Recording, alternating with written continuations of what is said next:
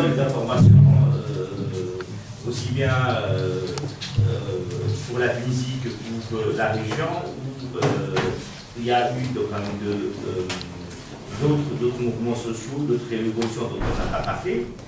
Donc je retiens à moi cette volonté un peu d'établir une typologie, d'abord une typologie de la révolution, avec un discours assez nuancé par rapport aux facteurs externes ou internes endogènes qui ont été à l'origine de ces révolutions, en insistant notamment sur un certain nombre de facteurs indirects comme l'explosion démographique, la dynamique intellectuelle, la dynamique sociale et l'importance des mouvements sociaux dans ce changement politique, cette révolution, la question de la radicalisation. Alors, bien évidemment, il y a un certain nombre d'éléments spécifiques pour chaque pays. On prend notamment la Syrie et la Libye, que peut-être qu'il y a un partage à faire entre la Tunisie et l'Égypte, mais en mettant l'accent sur la différence par rapport au rôle des armées dans les deux pays. Donc, voilà. Je voudrais quand même faire une petite remarque par rapport à Al Jazeera. Donc je partage tout à fait cette analyse et Al Jazeera n'a vraiment pas d'approche, disons, éthique et objective de la question de l'information par rapport notamment au pays, ouest et autres, Qatar. Mais je voudrais quand même dire que Al Jazeera, je crois qu'elle a joué un rôle important dans la formation de l'opinion publique arabe et de la rue arabe bien avant la révolution. Et que, qu'on soit critique, qu'on ne soit pas d'accord avec leur ligne éditoriale, je crois qu'à un certain moment en Tunisie, par exemple, il y a une dizaine d'années, une quinzaine d'années, c'était vraiment une référence et elle a joué un rôle important. Elle a joué aussi un rôle important, assez orienté, je dois dire, dans le développement des mouvements sociaux dans ces pays. En Tunisie, par exemple, elle a joué le rôle de relais important pour, notamment, qu'on parle, puisque le régime a, quand il y a eu le mouvement de Dave dont on avait parlé, elle a cadenassé la situation et des gens à l'étranger étaient plus informés que les Tunisiens eux-mêmes. J'ajouterais que la ligne éditoriale de Al Jazeera a elle-même beaucoup changé, beaucoup évolué, en soutenant plutôt, des régimes ou des mouvements islamistes. Donc elle a joué aussi un rôle important en Irak. Donc voilà, je voulais juste faire cette remarque, non pas c'est pour nuancer, pour peut-être apporter des éléments de réponse. Ouais, voilà. Je crois que sans plus tarder, il vaut mieux peut-être aussi laisser la parole à la salle et à vos questions. Donc je vois que je repère comme ça. Sid Ahmed, après question. Voilà. Sid Ahmed d'abord, enfin, c'est pareil, pour un peu respecter un peu. À un certain moment, vous avez parlé de Condoleezza Rice, mais à un certain moment, Condoleezza Rice était plutôt pour soutenir les salafistes. Il y a 5, 6 ans ou même. Il y a eu un changement dans la politique américaine, subitement, et ils se sont retournés vers les frères musulmans. Est-ce que vous avez pu détecter cela dans les informations? Pourquoi? Pour quelle raison? Est-ce qu'ils ont trouvé que les salafistes n'ont pas assez de présence sur le terrain? Qu'est-ce qui s'est passé? En groupe de Juste une petite remarque. C'est juste une remarque, pas une question, mais forme de question, si vous pouvez. Messieurs, juste le nom pour. Marie, Abdelzak. D'accord, c'est Abdelzak. Donc, sincèrement, moi, ce genre de discours me gêne énormément, pour la simple et unique raison que on est en train de parler stratégie politique, d'accord? Sachant que chaque pays a des intérêts, il doit les défendre. Les Américains ont leur stratégie, il ne va pas défendre tes intérêts, il défend ses intérêts. L'Europe défend ses intérêts et pas tes intérêts. Je ne sais pas qu'est-ce que nous faisons, Arabes, ou je ne sais pas qui, qu'est-ce que nous faisons pour protéger et travailler nos propres intérêts, au lieu de se lamenter du matin jusqu'au soir, pour dire qu'ils nous ont fait, ils sont en train de nous faire, ils ont fait le Sharq al-Jadid, comme dans les arrêts, et tout ça. Sincèrement, je suis un petit peu confus dans cette situation-là. Autre chose, on est en train de parler à un certain niveau, au niveau diplomatique, les États, les royaumes, on a les gouvernants que nous méritons, qu'on soit clair. Ils ne sont pas venus, ils ne sont pas des extraterrestres, ils sont venus du peuple. D'accord? Entre autres, ils ne sont pas élus, mais les Tunisiens, lorsqu'ils ont voulu changer les choses, ça a changé. D'accord? Donc, on a les gouvernants que nous méritons. Maintenant, quand on parle de diplomatie au niveau étatique, etc., que dit-on alors de nos intellectuels? Il faut placer un mot sur les intellectuels d'Anna. Nos intellectuels, ils servent les intérêts de qui? Est-ce qu'on s'est posé cette question-là? Nos intellectuels, quel est leur rôle dans toute cette marmelade, dans toute cette... je pense que les intellectuels aujourd'hui arabes, ils poussent dans le sens où ils confirment la position des dictateurs d'aujourd'hui. Personne ne parle de l'Égypte aujourd'hui. C'est l'actualité aujourd'hui, mais on n'a pas entendu un mot sur ça. D'accord? Enfin, allez. Troisième, c'est Amara. Et après, on répond et on prendra d'autres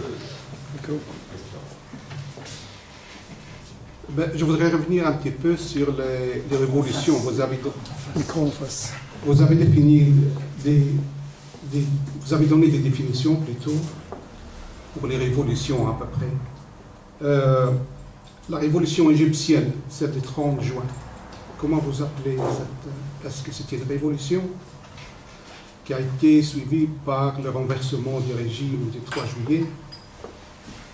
Et alors, le rôle des voisins israéliens, tout le monde dit un petit peu qu'il y a une pression d'Israël sur l'Égypte ou des intérêts énormes par rapport à Gaza et en Palestine. Et alors, ce qui se passe maintenant en Irak, est-ce que c'est une révolution ou suite à autre chose? Nous constatons pour l'instant ce qui se passe à Gaza, c'est vraiment quelque chose de dramatique. C'est suite aussi à ce renversement en Égypte. Et puis on avait dit que les Américains ont une complicité ou des intérêts communs avec les frères musulmans. Pourtant les frères musulmans sont dans les prisons ou sont éliminés pratiquement physiquement. Voilà, quelques questionnements si vous voulez bien. Merci. Voilà. C'est bon? Oui. Alors, je commence par vous. Vous m'avez parlé de Jazeera. Oui, je vous donne un exemple. J'ai une chaîne sur YouTube. J'ai presque 10 millions de vues. Le sujet saoudien dans ma chaîne ne représente pas même 5%. Or, j'ai 50% qui viennent de l'Arabie Saoudite. Ils me téléphonent, parce que j'ai un téléphone sur le site le Carabs, etc. Ils me téléphonent, ils prennent un quart d'heure. Ils sont rares ceux qui parlent de cette façon d'Arabie Saoudite. Mais tout ce que vous dites, on le connaît bien, nous. Mais le problème, on ne trouve pas des intellectuels qui disent ça. Donc, qu'est-ce que ça veut dire? Ça veut dire Ben Ali qui a fermé tout le système. Évidemment, s'il y a un petit article dans le monde, on va le chercher, on va l'imprimer, on va le photocopier, etc. S'il y a la chaîne Jazeera, elle va parler de la Tunisie, elle appelle Monsieur Marzouki, évidemment, tout le monde va y aller. Mais aussi, la même chaîne, après, quand on a vu comment elle manipule l'information, en Libye aussi, c'était manipuler l'information.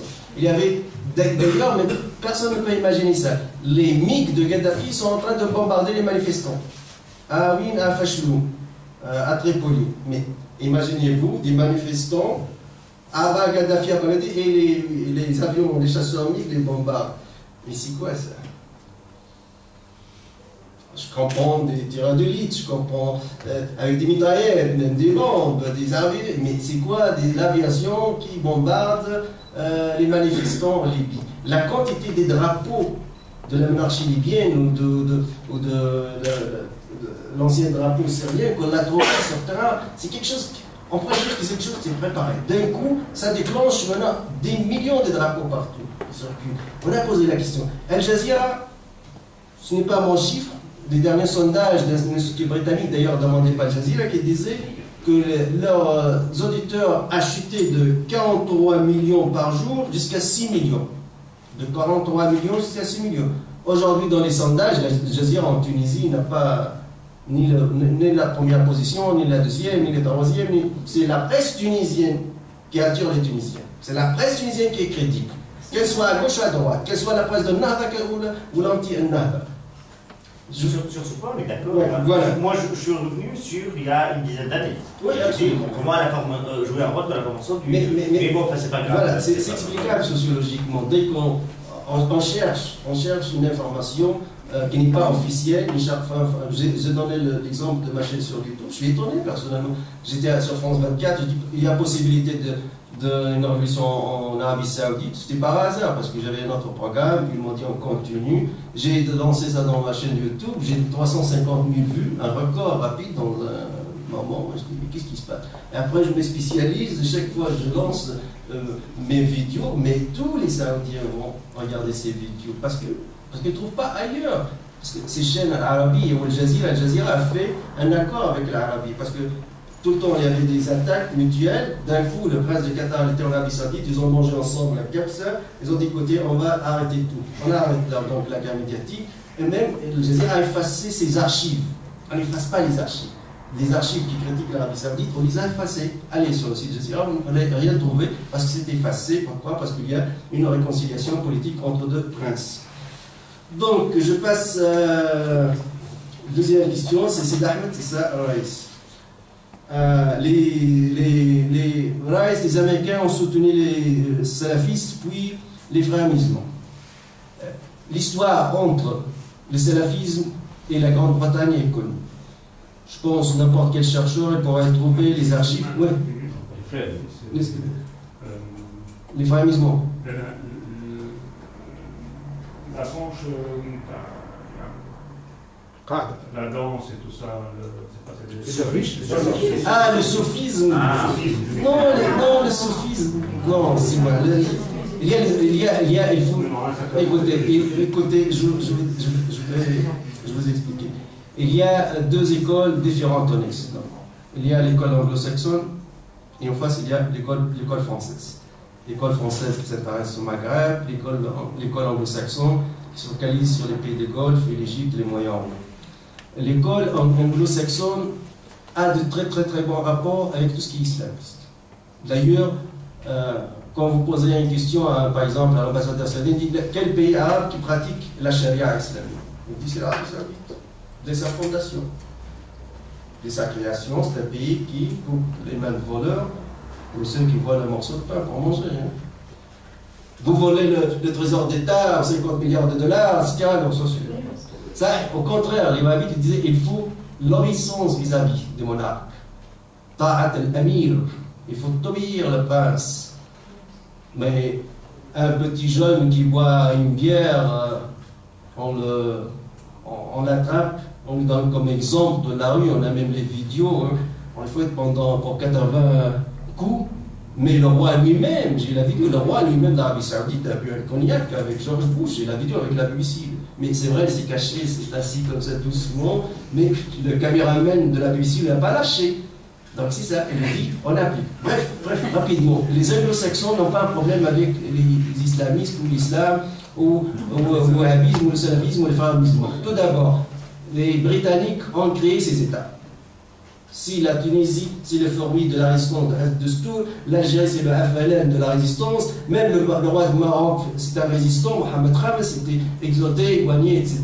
Non, ces États sont créés par le ministère des Affaires étrangères britannique, la branche orientale. Ce sont des archives, des papiers. Le roi de l'Arabie Saoudite touchait 5 000 livres sterling par mois. Ce sont des archives. Et c'est évidemment publié. Et la même chose pour le prince de Qatar. Tous sont salariés du ministère des Affaires étrangères britannique. Eux, ils représentent l'islam. Ils disent l'islam, le wahhabisme existe en 2 pays officiellement, l'Arabie Saoudite et le Qatar. Le sophisme c'est au Maghreb, mais aussi en Arabie Saoudite. Mecca, par exemple. Oui, bien sûr, Mecca, par exemple. Ceux qui ne savent pas, Mecca n'est pas wahhabite, n'est pas salafiste. Mecca, c'est soufi. Mecca, c'est du sophisme. Al-Hijaz, c'est du sunnite hanafi. Ça n'a rien à voir avec le wahhabisme. Le wahhabisme, c'est le Qatar, c'est une famille.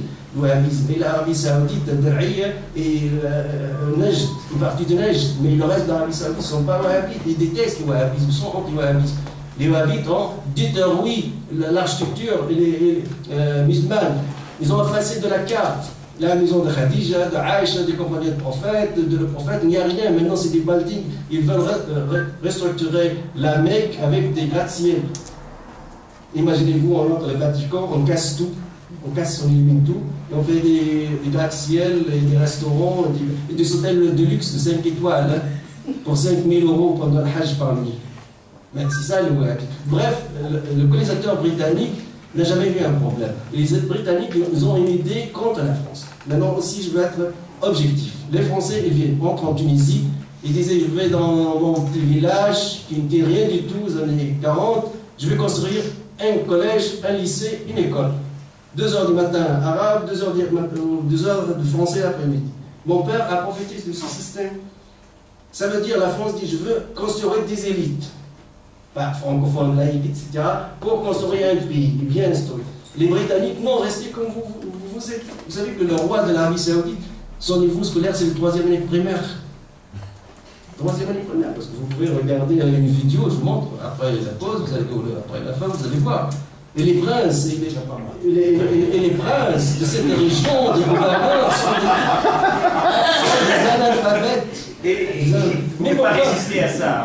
Mais pourquoi je veux vous dire pourquoi. Parce que les Britanniques, les Anglo-Saxons sont comme ça. Ils réfléchissent de cette façon. On entre dans cette région, on cherche le pouvoir local. La théorie de local power. Le pouvoir local est entre le cheikh Zaïd bin Mohammed bin Fatah. C'est toi le chef de la tribu, oui. C'est toi qui domine la tribu, d'accord. Alors, c'est pas le roi. Et nous, on te soutient. On n'a pas besoin de te former, tu restes comme tu es. On ne change rien.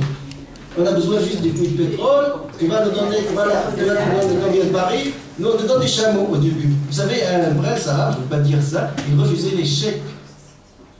Il refusait même l'argent des banknotes, puis il a refusé les chèques. Je ne veux pas dire le nom, il dit, mais des millions de dollars, c'était les années 60. Il dit, écoutez, vous les Américains, vous vous moquez de moi, moi je vous donne mon pétrole, vous donnez un bout de papier contre mon pétrole, et le chèque, des millions de dollars, je veux des lingots d'or, moi. Il a rempli son château, c'est la pièce par des lingots, je vois que des lingots d'or. Ils ont fait un coup d'État contre les Est. Donc les anglo-saxons, soyez comme vous êtes, on ne change rien à la donne. Si les frères musulmans sont forts en Égypte, on traite avec les frères musulmans. C'est ça la contre-attaque. On les aime. Nous, on n'est pas laïcs. La laïcité, c'est uniquement la France et l'État de la République de Genève et l'État de Neuchâtel. Je parle dans l'Occident, je ne considère pas la Turquie comme un pays occidental. Donc c'est ça. Je ne pense pas que la Belgique est un État officiellement laïque dans la Constitution. C'est l'Église qui joue un rôle partout. Donc, parce que nous, on a une confusion au Maghreb. On dit l'Occident est laïque. Non, l'Occident n'est pas laïque. C'est la France, c'est Neuchâtel, un canton en Suisse, et la République et l'État de Genève. Affligé. Voilà, bref, les Américains ont récupéré, à mon avis, cette stratégie. Pourquoi on a des problèmes avec les islamistes? Déjà, les États, soi-disant islamistes officiellement, on était toujours en bon rapport avec eux. Avec les frères musulmans, avec les frères musulmans aussi, ils ont toujours un rapport. Hein. Les frères musulmans étaient avec les Américains contre l'Union soviétique et Nasser. L'ami de mon ami, l'ennemi de mon ennemi, c'est mon ami. Aussi, au plan économique, il ne pose aucun problème.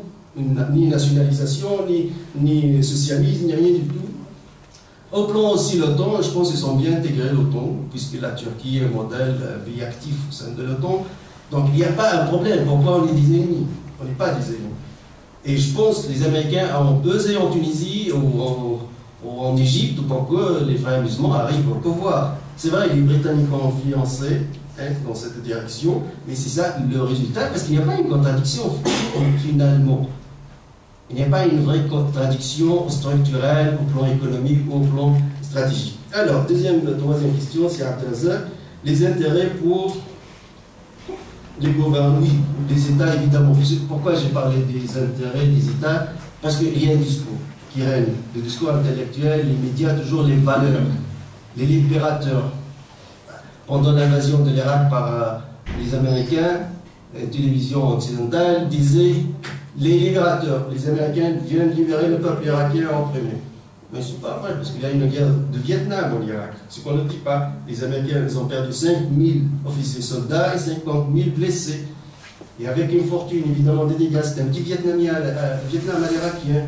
Ils ont perdu la guerre, ils ne veulent jamais maintenant occuper le terrain militairement. C'est pour cela de ne pas intervenir que dans le bombardement extérieur, parce qu'ils savent que la facture, ça sera trop lourde, par expérience.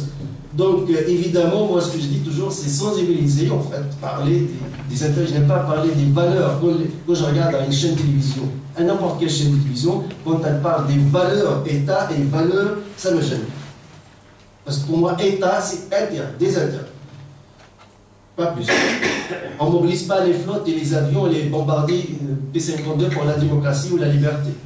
Si vous voulez la démocratie et la liberté, je l'ai dit une fois à l'ambassadeur américain en Suisse, nous étions dans un colloque, réunion, écoutez, si vous voulez sincèrement la liberté et la démocratie dans le monde arabe, commencez par les pays colonisés par vos bases militaires. Commencez par le Qatar, vous êtes présent au Qatar, fortement présent militairement au Qatar. Commencez par l'Arabie Saoudite, par le Bahreïn. Le Pinochet, il a été créé par qui? C'est évident. Bon, je veux dire, on a besoin toujours d'une approche éthique, parce que je dirais toujours l'université, c'est le bastion de l'éthique.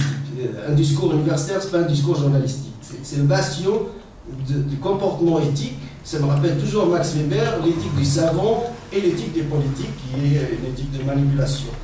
Alors, les intellectuels, évidemment, moi je pense personnellement, la majorité des intellectuels arabes sont corrompus, sont achetés, puisque c'est le prince de Qatar qui les invite pour propager la démocratie à sa façon. Ils acceptent les hôtels 5 étoiles, de luxe, et première classe, etc. Il y a l'argent de poche dans le passeport, etc. Il rentre chez lui pour parler de la démocratie qatarienne. Oui, la majorité, malheureusement, des intellectuels arabes sont corrompus, achetés. C'est pas parce qu'ils sont des Arabes, il ne faut pas tomber dans le racisme, les amis belges nous écoutent. Non, parce que s'il y a, non, parce qu'il y a aussi, parce que j'ai parlé avec un ami, par exemple, le Suisse, douanier suisse. Je lui ai dit, la corruption en Égypte, par exemple, elle est systématique. En Tunisie aussi, il m'a dit la même chose, moi, je fais. Parce que, par exemple, un policier égyptien, il gagne 400 livres égyptiens. Or, pour payer ses factures, il a 2 enfants, une femme, et le loyer, les transports, c'est le nécessaire. On ne parle pas de luxe, les DVD. Il doit payer au minimum 2500 livres par mois. Au minimum, 2500 livres pour survivre. Or, son salaire officiel, c'est 200 livres. Il va faire quoi? Trouver une loi et une solution miraculeuse à ce monsieur. La corruption devient un mode de vie, elle devient un système. Ce n'est plus une exception. Voilà, ça devient un système, c'est tout. Il y a pas de... Après la révolution, on dit en Tunisie, la corruption a augmenté. Mais on a l'analyse sociologique. Pourquoi la corruption a augmenté en Tunisie? C'est normal, parce que les prix ont augmenté, les salaires n'ont pas augmenté. Les messieurs qui résistent contre la corruption, ils achètent le kilo de viande à 10 dinars. Aujourd'hui, il y a 26 dinars. Ils ne peuvent pas résister, c'est fini. Et j'ai résisté 1 an, 2 ans, 3 ans. Et je tombe dans la corruption comme tout le monde. Donc, oui, donc c'est le système qui est responsable, ce ne sont pas les individus. Bon, je ne suis pas l'avocat du diable. Et donc, les intellectuels arabes, j'ai fini la lecture du livre de Marzouki, 354 pages, les journalistes impliqués dans la corruption du système de propagande de Ben Ali. C'est très important. Les livres, je les lis. Et je trouvais par exemple des journalistes occidentaux, y compris un grand journaliste suisse, je le vois, rédacteur en chef, il savent vraiment mal dessus. Pourquoi? Parce que je suis tolérant avec un journaliste égyptien, hein, et il n'est pas tolérant avec un journaliste ou un rédacteur en chef suisse. Parce que toi qui gagnes 8 000 ou 9 000 euros, tu n'as pas besoin, tu ne vas pas me dire je veux nourrir ma famille. L'Égyptien, à la limite, il dirait moi je n'arrive pas, c'est une occasion, c'est la pression. Mais par exemple, une analyse sociologique du système de la propagande de Ben Ali, les journalistes occidentaux achetés par Ben Ali sont tous à 100% de la droite, pas de la gauche.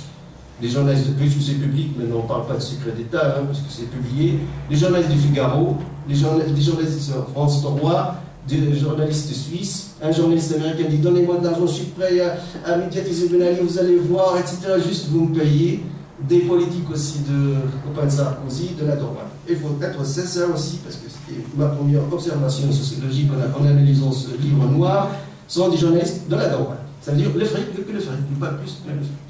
Donc, voilà, intellectuel n'est pas un prophète aussi. Parfois, on a une image hein, de l'intellectuel, messager de Dieu, prophète. Oui, on est du sud dès qu'on le connaît de près. Non, il fait partie du système aussi. Parfois, il quitte le système, il est marginalisé par les médias du système, il essaye, etc. Et chacun a son histoire. Alors, suivons aussi Amara, 30 juin, le rôle de l'armée, le rôle d'Israël et Mossi. Bon, Israël, Égypte, l'armée et Mossi. Vous savez bien, par exemple, Mossi a envoyé sa fameuse lettre à Shimon Peres. On va continuer la collaboration entre nos deux pays amis, etc. C'est une lettre, je ne suis pas ici pour faire la guerre à Israël. On est deux pays amis.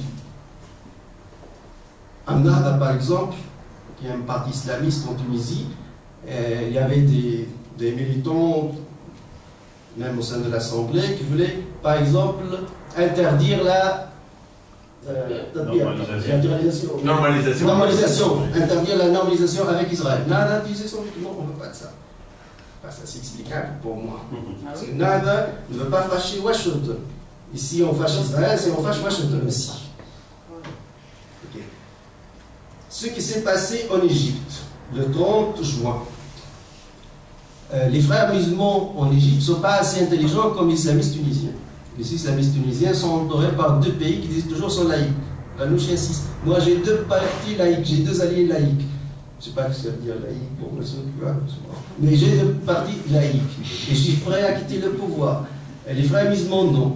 Le 30 juin ou le 29 juin, par exemple, vous trouvez tous les partis politiques, un consensus incroyable en Égypte contre les frères musulmans, y compris les salafistes, Hezb al-Nour salafis, qui représentent 20% au sein du Parlement égyptien, sont des islamistes, bon je comprends, ces islamistes liés à l'Arabie Saoudite, donc les intéressés avec l'Arabie Saoudite, donc on va voter pour les intérêts saoudiens, mais y compris les salafistes et toutes les autres factions politiques, et de gauche comme à droite, les gars. Comment? Nous, il a fait campagne pour le oui, ouais. le référendum. Ouais. Donc, ce qui s'est passé, en plan sociologique, les frères musulmans, c'est vrai, il y a un grand parti, parce que les frères musulmans, pour moi, c'est pas un parti politique, c'est un État-providence, tout d'abord. C'est le welfare state en Égypte. Donc, un grand parti, c'est vrai, le plus fort, le plus grand, mais c'est trouvé en plan politique seul. Seul, sur la carte.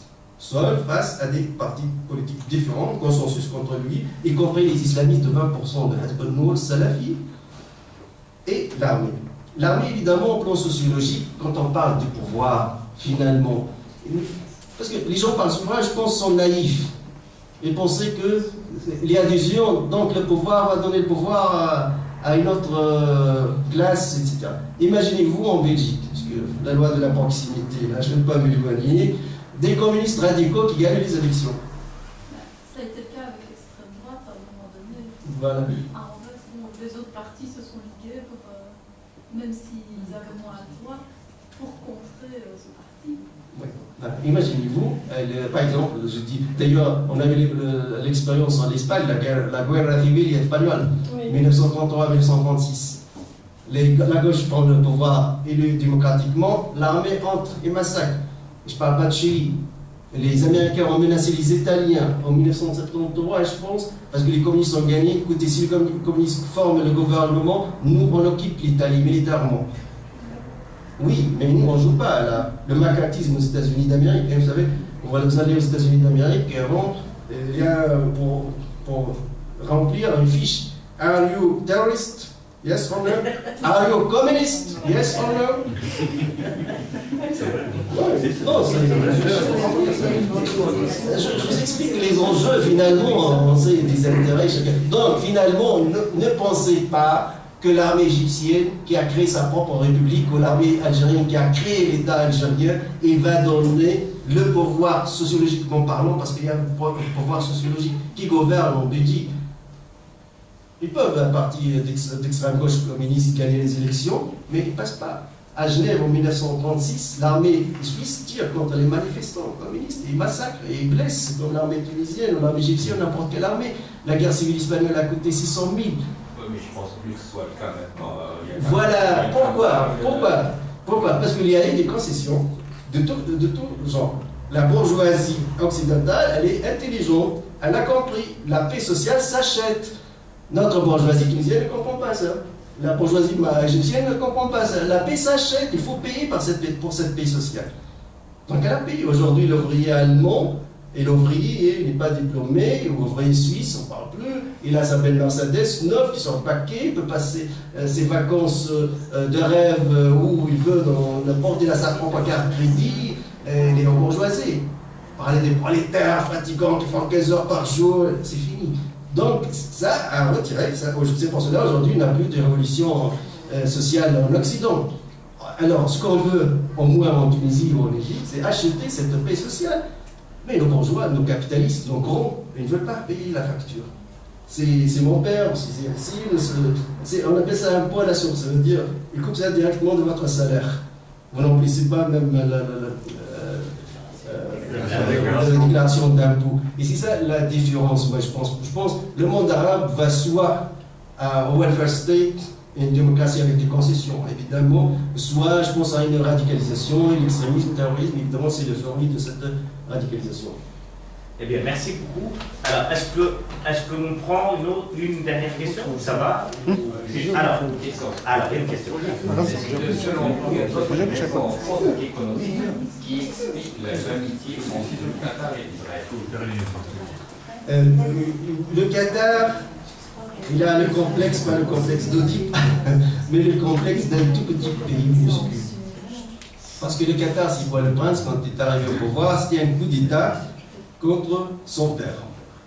Son père vit à Genève, et lui, il prend le pouvoir, influencé par son épouse, Cheikh Hamouza, le rôle des femmes dans les palais des monarques, c'est très important.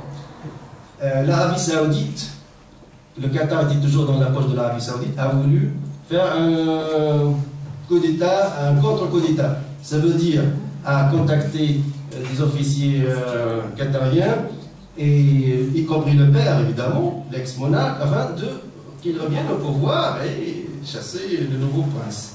Et c'est là d'où venu le problème de la création de Jazeera. Et après, dès la création de Jazeera, il a cherché la protection. Il a cherché la protection chez les Américains en les invitant à construire 2 grandes bases militaires, l'Aïd et Syrie, avec un contrat inimaginable. D'habitude, les pays du tiers-monde donnent des bases militaires contre l'argent. Voilà, les Américains vous offrent $1 million, etc. Non, c'est gratuitement. On ne s'arrête pas là. Hein. Les 2 bases militaires américaines sont les plus grandes dans le Moyen-Orient. Mais aussi, on paye 60% en tant que Qatarien de toutes les dépenses ici-bas, des bases. Les coûts de ces 2 bases militaires américaines, c'est à 60% payés par les Américains, payés par les Qatariens. En plus, les Qatariens, comme tous les dirigeants arabes, vous savez bien toujours, le cœur de Washington passe par Israël. Si on est mis à Israël, on peut acheter l'amour et l'amitié de Washington, de cette façon. Donc, il veut jouer un rôle historique au-delà de ses compétences. Bon, maintenant c'est dégonflé, hein, grâce à la Syrie, c'est dégonflé totalement. Et c'est pour cela, et avec l'hypocrisie de ces journalistes, Al Jazeera, entourés par ces intellectuels, au palais 5 étoiles, vous êtes les prêcheurs de la démocratie. Mais il a dit, Ranouchi, ça parmi mes reproches, Ranouchi, monsieur, je respecte, il a dit que le prince du Qatar, c'est le père spirituel de la révolution arabe. Ah bon? Oui, ça pose un problème éthique. C'est dictateur, parce que le général Mohamed Abdelaziz l'a dit. Sortez, je ne veux pas de vous, je veux pas de vos dons, de vos aides, etc., puisque vous voulez me donner une leçon de démocratie. Donc ça s'inscrit dans cette logique psychologique, parce que quand on parle des dictateurs,